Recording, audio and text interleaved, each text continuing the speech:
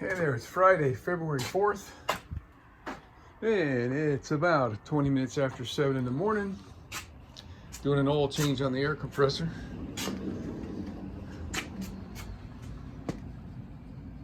Gets quite a bit of moisture in the oil. I think the rings are wore out on that damn thing. But anyway, let me show you what we got going on here. Isn't that party? Exactly what I planned it to be.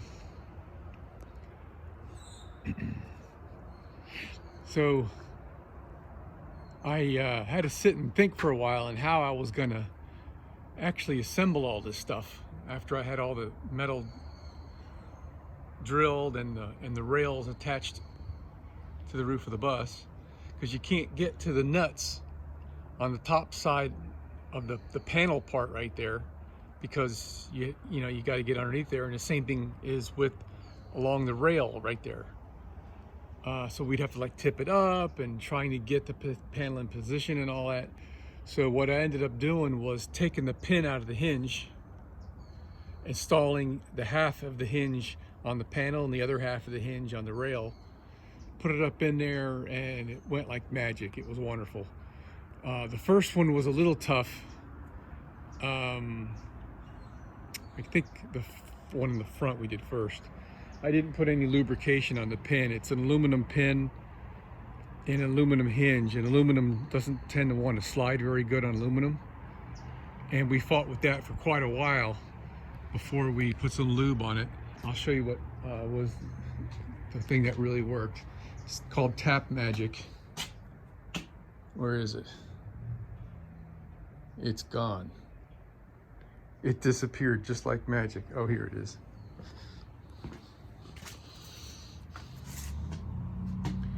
Tap Magic aluminum cutting fluid. I use this for drilling and threading and machining on aluminum. It's pretty expensive. You only need a drop, and I think this little bottle's been many months in my garage here, so it does last a while. But aluminum against aluminum, this stuff really, it's very thin and runny. About as thin as mineral spirits, I think. And it really made a huge difference. I started out using a rubber hammer to pound the rod in. Tap the rod in, right? And it really wasn't giving a sharp enough thud. And so then I changed this piece of wood, and I drilled this thing out with a hole right there for the hinge pin to set in, so this thing wouldn't keep falling off. And I got a hole in the end of it as well for when I get close and I want to keep my hammer swings away from the panel. This worked wonders. So everything's great. I'm super tickled of how it has come out so far. I think today I'm not sure what I'm going to do today. I think logically the next thing to do would be to duplicate this on the other side. But then we've got the whole walking around on the roof thing. I placed the panels as far to the outside as I possibly could without going over the width of the bus. And it looks like we're like exactly along with the hinge there. Just so like tree branches kind of a thing. And so that gives me about 7 or 8 inches space between the center down there. So I can walk up there, but it's a little precarious. And I still have to put the mounting fixture on the inboard side of the panels, which is going to be very similar to this. We're going to take a piece of angle. Instead of 2 by 1, I've got 1.25 inches by 1.25 inches. And that's going to be attached all the way down the length of the bus, just like I did here. And then I have a smaller hinge than that, to attach to the bottom of the panels, and to that with fasteners. So let me go on the roof and show you how it looks. Okay, I'm up here standing on the ladder. you can see what we've got going on there. I already put an extra bead of caulk on this upper edge of the aluminum to make sure it's well sealed. I still want to add another bead down here at the bottom, but I'm just going to wait on that for a while. You can see how the panels are slightly canted to the left here, and that's what I wanted. I wanted to have that just so that, you know, rain or whatever will run off and not puddle, and also to stay with the curve of the bus. I don't know why my phone is not focusing. There we go. But to stay with the curve of the bus and keep the panels close to the surface of the bus, so you know, aerodynamics, whatever. This is about the height that they're going to be. So we've got airflow underneath them, maybe a hair higher. It's whatever the 1.25 inch comes to here, plus the hinge and where they come together. I think it's actually a little bit higher than that. And we got a little bit of a challenge here where the angle is going to be going over some irregular surfaces. We'll deal with that. Oh yeah, I'm realizing now we can't run that aluminum angle all the way up because my roof fan is in the way. So it's going to take 2 sections. No biggie. No biggie at all. Okay, so getting the panels up on the roof kind of challenged me. And what I came up with is, you know, really back to basics. I just got this rope hanging from this tree, and we backed the bus up underneath there. The end of this rope has an eye on it, which worked just absolutely wonderfully. So with the panel having half of the hinge on it with the pin removed, I just picked a place along the center of the panel and stuck this down in the hinge and pushed the pin back in it. And with my wife at ground level pulling on the tag end of this thing, and me standing on the roof of the bus pulling up on it, we just hoisted the panels up on the roof there, and it was actually pretty easy. God, I ordered the charge controller this morning. It's supposed to be here today. I don't know how they can have the stuff here so quickly, but we'll be generating some solar power here really soon. All right, I don't remember if I recorded how I was doing the install on these. I used those little wooden spacers that I made that form fit to the side of the bus, and they rest in the rain gutter. That's how I'm able to get the aluminum in a straight line, because that spacer. And so over here I have it lined up halfway between that rib, which is right on this seam right here.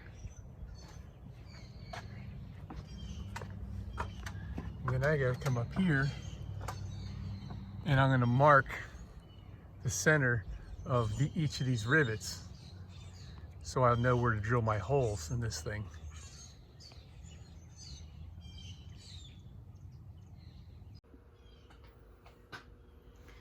All right, I'm running this piece of aluminum through the roller. And I thought I'd give you guys a glimpse of how it goes. I mean, you really can't see too much in this video. So, just rolling it through.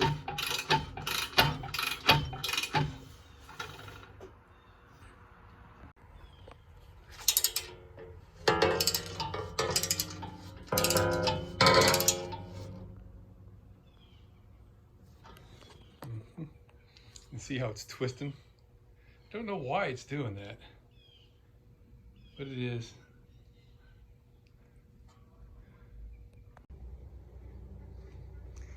Okay, so when this thing scrapes on the roller, it leaves that little hair. I gotta run some sandpaper on that just so I don't get cut working with it. But so we're horizontal at that end and like a 45 degree at this end. So I just grab this thing with a pair of gloves, and I force it back and take the twist out until it's straight. So, I don't know if this shows up in the video or not, but the rain gutter is not very straight on this side. It looks like the last 3 feet or so towards us is going up quite a bit. I did check that the curve in the aluminum is more or less matching the curve of the roof, so that came out good. All right, when I sight down the rivets seem like they're pretty aligned with one another. And if you look at right here by this marker light, the space between that rivet and the aluminum, the one that's right next to the wood there, is about 3/4 of an inch. Now, unfortunately, the aluminum is not straight. It's got a bow in it, which is making this a little bit more difficult. I think when I sight down those rivets, they're straighter than anything. So I'm gonna have to do some double checking here to make sure where we're gonna drill our first hole and how we're gonna get this straight. Since it's being connected to a hinge, it needs to be straight. It's sure a lot easier on the other side. All right, I put the forward piece of sheet metal up here just to help me sight for straightness. And I thought I'd take a second here and show you the difference. This is how it sits before I put the bend in it. Not very stable. After I put the bend in it, it's just a hair high in the middle, and it lays on there really nice and flat. All right, that looks nice and straight. Maybe a little bit of a sag in the middle of that, down to, like, you know, that way, but not much. That's really straight. So I think what I'm going to do, that little piece of wood that's the forward one up there, not this one, I'll start to attach this piece of metal at that end with that wood spacer. Put a screw in it up there. I only got 3 of these little blocks. So if I put a screw up there, then put the aluminum spacer back underneath that piece, so those two will be aligned. Or actually, I could put a clamp on that. Then what I'm going to do is adjust the height of this side here to eyeball for straightness. And I think we'll be good with that. Yeah, there's a little bit of a rise on the piece that's on this side. I don't know if that shows up in the video or not, but the clamps kind of mess up the perspective down there. But yeah, that's what I'm gonna do. I'm gonna go ahead and put a screw at the far end so I can get rid of the clamps. And then I'm gonna do a better job of sighting down the edge on that thing and compensate over here to lower that rear end down maybe 1/4 of an inch, and then sink a screw in this end, and then we're off to the races. Well, I got a screw on the rear piece of aluminum, both at the front and the rear of it, and I can't see that being any straighter than it is.